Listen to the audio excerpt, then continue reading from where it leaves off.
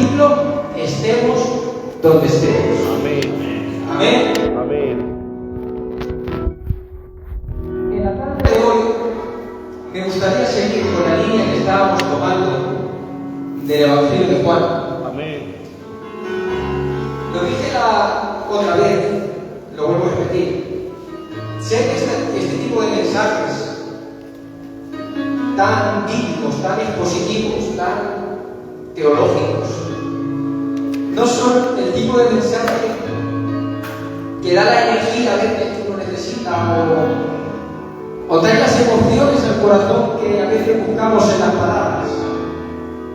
Pero yo creo sinceramente que son los mensajes que dan crecimiento a la vida del cristiano. Amén. Porque hay veces que necesitamos mensajes que nos den esa energía que a veces necesitamos cuando estamos mal. Porque hay veces que necesitamos esos mensajes que nos exhorten, como el otro día el mensaje del pastor que nos mandaba, a no compartir nuestro corazón con otra cosa que no sea Dios. Pero también necesitamos mensajes que nos instruyan, Amén. mensajes que nos ayuden a crecer. Amén. Porque el crecimiento es algo necesario en el cristiano. Amén. Un cristiano, en el cristiano nunca hay un punto medio. El cristiano, si lo crece, es porque está retrocediendo. Pero yo digo que aquí en Rojales hay cristianos que queremos crecer en el nombre de Jesús. Amén. Vamos a ir a la palabra, sin más. Se encuentra en el Evangelio de Juan, en el capítulo 1 y versículo 29. Y leemos la palabra en el nombre del Padre, del Hijo y del Espíritu Santo. Al día siguiente Juan vio a Jesús que se acercaba a él y dijo: He ahí al Cordero de Dios que quita el pecado del mundo. De este hablaba yo cuando dije: después de mí viene un hombre que es superior a mí, porque existía antes que yo. Yo ni siquiera lo conocía, pero para que él se revelara al pueblo de Israel, vine bautizando con agua. Juan declaró: vi al Espíritu descender del cielo como una paloma y permanecer sobre él. Yo mismo no lo conocía, pero el que me envió a bautizar con agua me dijo: aquel sobre quien veas que el Espíritu desciende y permanece es el que bautiza con el Espíritu Santo. Yo lo he visto y por eso testifico que este es el Hijo de Dios. ¿Cuántos dan un fuerte aplauso a la palabra de Dios? Muchas gracias. Siguiendo con el primer capítulo de Juan, ya hemos visto la unión hipostática, la unión de las dos naturalezas en Cristo. Ya hemos visto la necesidad que había de por qué Cristo tenía que hacerse hombre. Hemos hablado también de Juan el Bautista.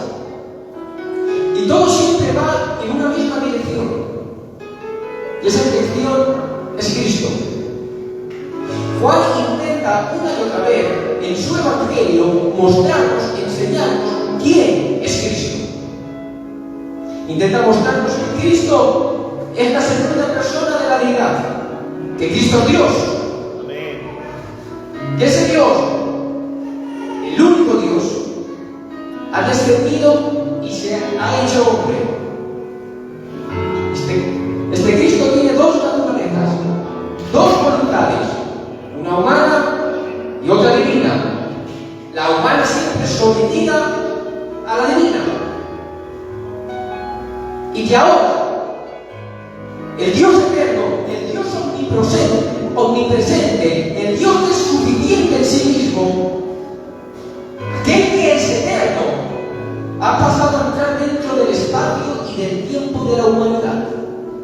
¿Es algo paradójico? Pero ahora llegamos al versículo 29. Y Juan en su Evangelio, mencionando unas palabras de Juan el Bautista, nos va a contestar otra pregunta: ¿a qué ha venido Cristo? He ahí el Cordero de Dios que quita el pecado del mundo. Lo vuelvo a decir: he ahí el Cordero de Dios que quita el pecado del mundo. Es un versículo maravilloso. Amén. En los manuscritos más antiguos El sustantivo cordero está en nominativo. ¿Qué es eso, José? Juan el Bautista nos está intentando describir a Jesús por la función que ha venido a hacer. Y me llama mucho la atención porque lo que Juan dice que ha venido Jesús a hacer no tiene nada que ver con lo que veo que hoy el mundo dice que Jesús vino a hacer. Porque yo veo gente hoy y me llama mucho la atención que dice que Cristo vino para traer riquezas a sus vidas. Pero yo no veo a Juan decir, he ahí el Cordero de Dios que ha venido para traer riquezas. No. Veo gente hoy en día decir que Cristo vino para que no existieran malas enfermedades. Pero yo no veo a Juan el Bautista decir, he ahí el Cordero de Dios que quita toda enfermedad. Veo gente convencida diciendo que Jesús vino para quitar todos los problemas de los cristianos. Pero yo no veo a Juan decir, he ahí el Cordero de Dios que va a quitar todos tus problemas. ¿Qué es lo que dice Juan? He ahí el Cordero de Dios que quita el pecado del mundo. Aleluya. Cristo no vino para darte dinero, Cristo no vino para darte salud, Cristo no vino para quitar tus problemas, Cristo vino para quitar tu pecado. Hay gente tan ignorante y avariciosa que no es capaz de valorar esto. Porque a mí en esta vida se me puede dar bien la finanza o tener un golpe de suerte y por mi propio empeño gozar de economía. Perdón. Puedo cuidarme y con los avances médicos que hay hoy en día, puede ser, no siempre pasa así, pero puede que goce de buena salud con los médicos que hay. Si tengo una cabeza y pienso en las cosas dos veces antes de hacerlas, puede que lleve una vida casi sin problemas. Porque déjeme decir que el 90% de los problemas que solemos tener los originamos nosotros mismos. Amén. Pero hay algo que jamás vas a poder hacer por ti mismo. Nunca. Porque no puedes. ¿Sabes qué es? Quitar tu pecado. Amén. Es imposible. Porque nuestro pecado significaba, tenía una deuda tan grande que no teníamos medios suficientes para pagar. Amén. ¿Verdad?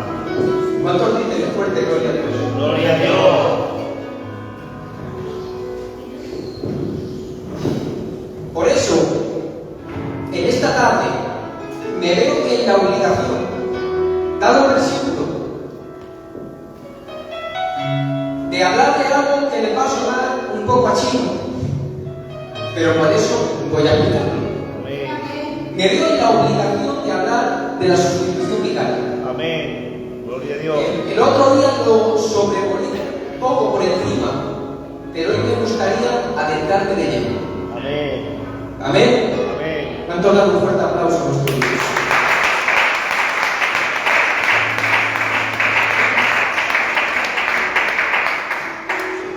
José, ¿qué es eso de la sustitución vicaria? Porque eso suena chino.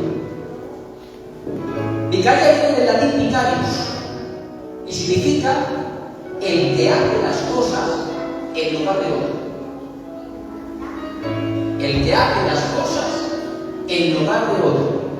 Dios, en su soberanía, porque Dios es soberano, Amén. estableció que la salvación se llevaría a cabo por un acto de sustitución. Por eso dice en 1 de Pedro 1:18, el precio de vuestro rescate no se pagó con cosas perecederas como el oro o la plata, sino con la preciosa sangre de Cristo, como de un cordero, sin mancha y sin defecto. Cristo, a quien Dios escogió antes de la fundación del mundo. Aleluya. ¿Puedo decirte algo bonito? Amén. ¿Te lo puedo decir? Amén. Antes de crear, antes siquiera de que todo lo que hoy podemos ver, de que todo lo que podemos podido palpar, que viniera a existir por la misma palabra de Dios, Él ya te conocía. Y conocía tus errores, y conocía tus pecados, y conocía que le ibas a fallar. Pero ¿sabes qué? Antes de crear todas las cosas, Él ya estableció el medio por el que te iba a salvar. Amén. Él ya preparó el cordero perfecto, sin mancha, santo, sin defecto, que moriría y te salvaría. Gloria a Jesús. ¿Cuántos dicen un fuerte gloria a Dios? De manera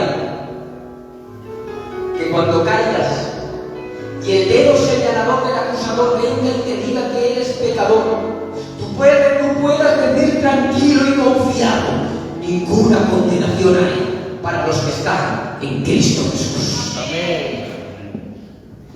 Volviendo al versículo 29, no es casualidad que a la hora de Juan el Bautista referirse a Jesús, lo mencione como cordero.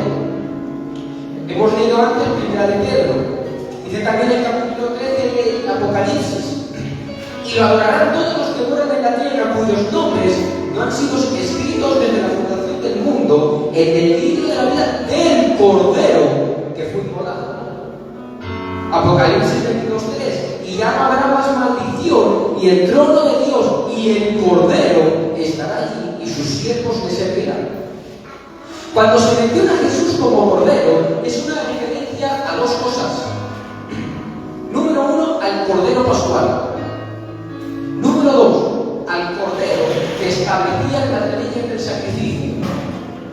Y en esta tarde me gustaría explicar ambos y que podamos ver de qué forma Cristo representa cada uno de estos corderos y la sustitución tan preciosa que nuestro Señor hizo por nosotros. Amén. Dice en 1 Corintios, capítulo 5, versículo 7, dice el apóstol Pablo: desháganse de la vieja levadura, para que sea masa nueva, panes sin levadura como lo sois en realidad, porque Cristo, nuestro Cordero Pascual, ya ha sido sacrificado. Algún día, si puedo, tocaré la primera parte del versículo, pero hoy me gustaría ir a lo que nos atañe. Pablo describe a Cristo como nuestro Cordero Pascual. ¿Qué era el Cordero Pascual? Cuando el pueblo de Israel todavía estaba cautivo en Egipto, ya ha mandado Jehová todas las plagas, pero Faraón todavía no cede. Entonces Dios habla con Moisés y dice: mira, Moisés, una última plaga voy a enviar contra Egipto. Después de esta plaga, Faraón os va a dejar marchar. Dice: a medianoche yo saldré por medio de Egipto y morirá todo primogénito, tanto de personas como de bestias, y habrá un gran clamor en Egipto. Pero aquí te digo que de Israel, desde las personas hasta las bestias, ni aun los perros moverán su lengua. Después de decir esto, da una instrucción a Moisés y dice: tomará el padre de cada familia un cordero. El animal será sin mancha, sin defecto, macho de 1 año. Lo inmolará toda la congregación de Israel, y tomarán de la sangre y la pondrán en los postes y en el dintel de las casas en que lo han de comer. Y la sangre os será por señal en las casas donde vosotros estéis, y no habrá entre vosotros plaga de mortandad cuando llegue yo la tierra de Egipto. Hay un concepto que todavía no está claro entre la mayoría de las personas, entre la mayoría de cristianos. Es un concepto que choca tanto con nosotros como humanos, como pecadores, que tendemos a rechazarlo sistemáticamente, que es la depravación total. Nos cuesta entender que somos pecadores, nos cuesta entender que estamos separados de Dios,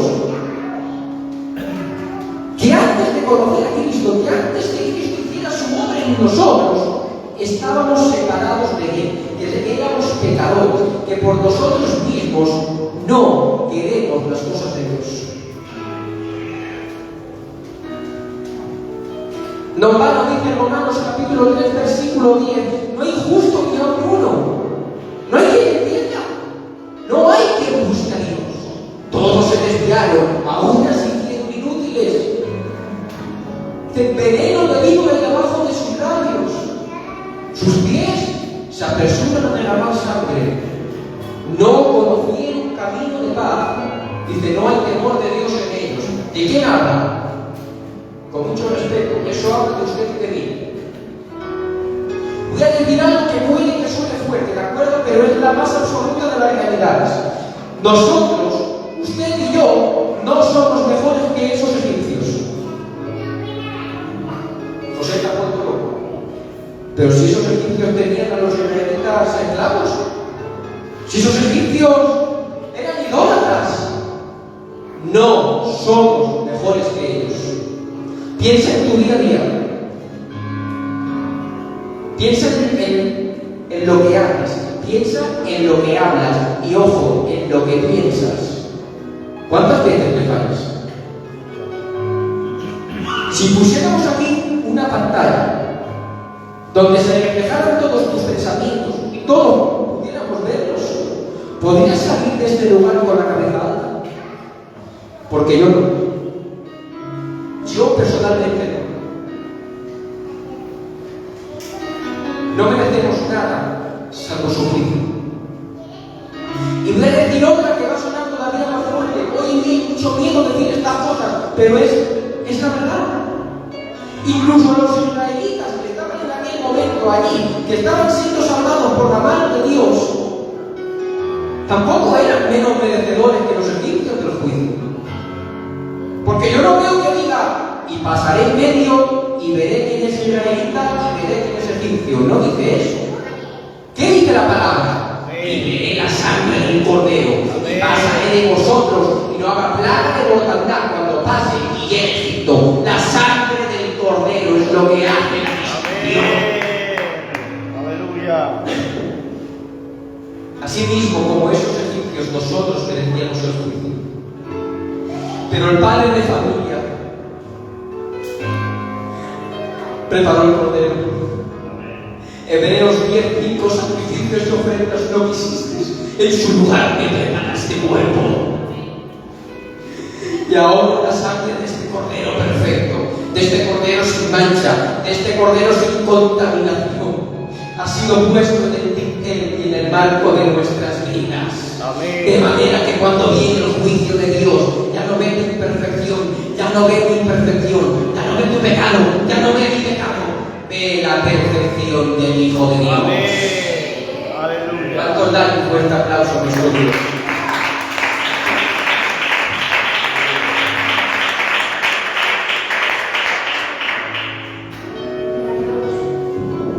Cristo fue nuestro Cordero Pascual. Gloria a Jesús. Como he dicho antes, Cristo no solo es nuestro Cordero Pascual, también es el Cordero representado en las leyes levíticas del sacrificio.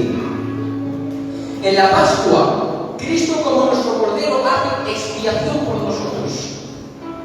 Nosotros somos culpables ante Dios. De manera que como nuestro Cordero Pascual, cuando el juicio de Dios viene, ya no ve nuestra culpa, sino la perfección de Cristo. Y el juicio pasa de largo. Pero Cristo como nuestro Cordero hace algo más. Nosotros al pecar hemos adquirido una deuda infinita con Dios. Amén. ¿Por qué? Porque el valor de una ofensa no se mide por quien la hace, sino por quien la recibe. Hace poco utilicé lo mismo que voy a utilizar ahora en otra predicación, para que lo entiendan a la perfección. Si yo cometo un asesinato contra cualquier persona, de la calle, cualquier civil, se me acusa de asesinato. Me caen, no sé, 13, 14 años de cárcel. No sé cómo está el código penal, ¿verdad? Pero si yo ese asesinato En vez de cometerlo contra cualquier civil, yo lo cometo contra el rey de España. Me acusan de asesinato, de sedición, de terrorista, de atentar contra el jefe de Estado, y no salgo en toda mi vida de la cárcel. Porque el valor del delito no se mide por quien lo hace, sino por quien lo recibe. Nosotros al pecar hemos cometido delito contra Dios. ¿Qué valor tiene Dios? Infinito. Luego, ¿cuál es el valor de nuestra deuda? Infinita. ¿Se dan cuenta? Amén. A causa de esa deuda infinita, hemos ofendido la santidad de Dios. De manera que su justicia debe ser satisfecha. ¿Cómo? Castigando a aquel que ha ofendido la santidad de Dios. Amén. Solo un pago del mismo valor que la ofensa puede saldar nuestra deuda.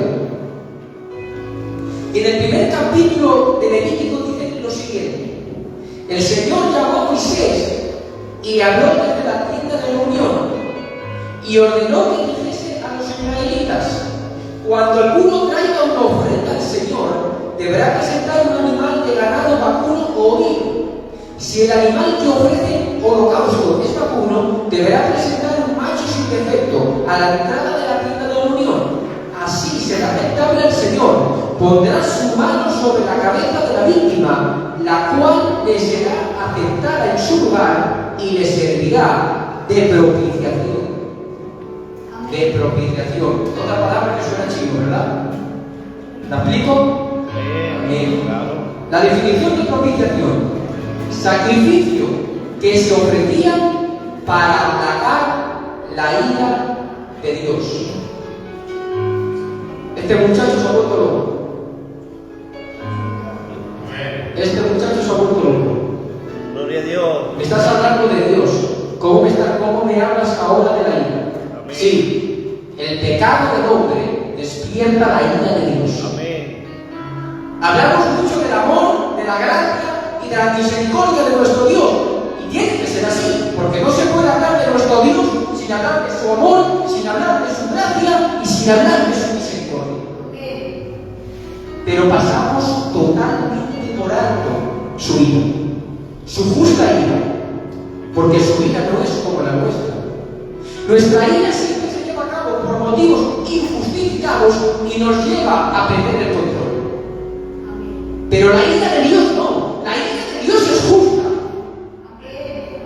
Y Él no pierde el control. Su ira ejecuta justicia. Amén. Vamos a ponerlo en orden, ¿de acuerdo? Primero, el hombre peca que obtiene una deuda infinita con Dios. Número 2, al pecar hemos ofendido la santidad de Dios. Número 3, Dios establece el sacrificio para que el animal muera en sustitución del hombre. Hay algo que no cuadra, ¿verdad? Nuestra deuda es infinita. Y un animal no tiene un valor infinito, ¿verdad? Amén. Por eso dice Hebreos capítulo 10, versículo 4: porque la sangre de los toros y los machos cabríos no puede quitar el pecado. Amén. Entonces, José, si la deuda es tan grande, si ni el sacrificio levítico puede quitar esa deuda, si no hay forma de quitar el pecado, ¿qué hacemos? Nosotros nada. Amén. Porque no podíamos hacer nada. Amén. Pero dice Hebreos capítulo 10, versículo 5: por lo cual entrando en el mundo dice: sacrificio y ofrenda no quisiste, en su lugar me preparaste cuerpo. Holocaustos y expiaciones no te agradaron por el pecado. Por eso dije: he de aquí. No podíamos pagar nada. Esos corderos no quitaban nada. Esos corderos no removían nada. No quitaban el pecado, no expiaban nada, no propiciaban nada. Pero el Padre ha traído el cordero perfecto, sin mancha, sin contaminación. Y este sí tiene el valor de nuestra deuda. ¿Cuántos dicen un fuerte gloria a Dios? Dice el profeta Isaías, hablando de Cristo: se 700 años antes que Cristo naciera. Angustiado y afligido no abrió su boca. Como cordero fue llevado al matadero, y como oveja delante de sus trasquiladores se enmudeció y no abrió su boca. Por eso Juan, cuando lo ve venir, no puede detenerse y tiene que decir: he ahí el Cordero de Dios que quita el pecado del mundo. Pastor, dime fuerte, gloria a Dios. Voy a tocar un punto más y termino, ¿de acuerdo? Que no se breve. Versículo 33, ¿de acuerdo? Dice: yo no lo conocía, pero el que me envió a bautizar con agua, aquel me dijo: sobre que veas descender el Espíritu y que permanece sobre él, ese es el que bautiza con el Espíritu Santo. Juan el Bautista, después de identificar a Cristo como el Cordero de Dios que va a quitar el pecado, dice que va a hacer algo más. Él es quien bautiza con el Espíritu Santo. Amén. A ver, el bautismo de Juan de agua y el bautismo de agua que nosotros tenemos ahora no es el mismo. Amén. ¿De acuerdo? Pero me van a permitir, dado el versículo, hacer una comparación que yo quiero hacer. ¿De acuerdo? Amén. Me gustaría dejar clara la diferencia que hay entre el bautismo de agua que nosotros tenemos hoy en día, no el de Juan. El que nosotros tenemos hoy en día, en el nombre del Padre, del Hijo y del Espíritu Santo, y el bautismo del Espíritu Santo. Y con esto termino. Voy a hablar en términos actuales para ser breve. ¿De acuerdo? El bautismo en agua, que ojo, es un mandamiento, dado por nuestro Señor Jesucristo en la gran comisión. Mateo 28, 19, por tanto, id a todas las naciones haciendo discípulos y bautizándolos en el nombre del Padre, del Hijo y del Espíritu Santo. Amén. Todo aquel que en su vida se identifique como creyente debe pasar por el bautismo de agua, donde pública y exteriormente va a manifestar su fe en Cristo, va a decir a todo el mundo que ha creído en Cristo y que es nuevo criado. Luego, el bautismo de agua es un mandamiento que requiere de nuestra obediencia y voluntad. Amén. Amén. Sin embargo, el bautismo del Espíritu Santo es el acto donde el Espíritu Santo nos introduce dentro del cuerpo de Cristo. ¿Cuál es el cuerpo de Cristo? La Iglesia. Este bautismo no requiere de nuestra voluntad. Es llevado a cabo por el Espíritu cuando hemos creído en Cristo. Nadie, ojo lo que voy a decir, nadie que no haya sido bautizado por el Espíritu Santo puede ser salvo. Lo voy a repetir. Nadie que no haya sido bautizado por el Espíritu Santo puede ser salvo. Y quiero dejar una cosa bien clara, ¿de acuerdo? Porque hay algunas denominaciones que son pentecostales como nosotros, ¿de acuerdo? En Filadelfia no queremos estas cosas. Pero es fácil escuchar a alguien de otra denominación y decir estas cosas. Hay algunas denominaciones pentecostales como nosotros que creen que la evidencia del bautismo del Espíritu Santo son las lenguas. Dice 1 Corintios capítulo 12, versículo 13: porque por un solo Espíritu fuimos todos bautizados en un cuerpo, sean judíos o griegos, esclavos o libres, y a todos se nos dio beber de un mismo Espíritu. Decir que se requiere de la evidencia de las lenguas como evidencia del bautismo del Espíritu Santo es afirmar que nadie que no hable en lenguas es salvo. Y eso es rotundamente mentira. El bautismo del Espíritu se evidencia por la fe. ¿Y cómo se evidencia una verdadera fe? Por los frutos. ¿Cuántos dicen un fuerte gloria a Dios? La mayoría de veces, con esto concluyo la pequeña explicación, la mayoría de veces el bautismo del Espíritu irá antes que el bautismo de agua. No siempre va a ser así, pero es lo más normal, ¿de acuerdo? Amén. ¿Cuántos dan un fuerte aplauso a nosotros?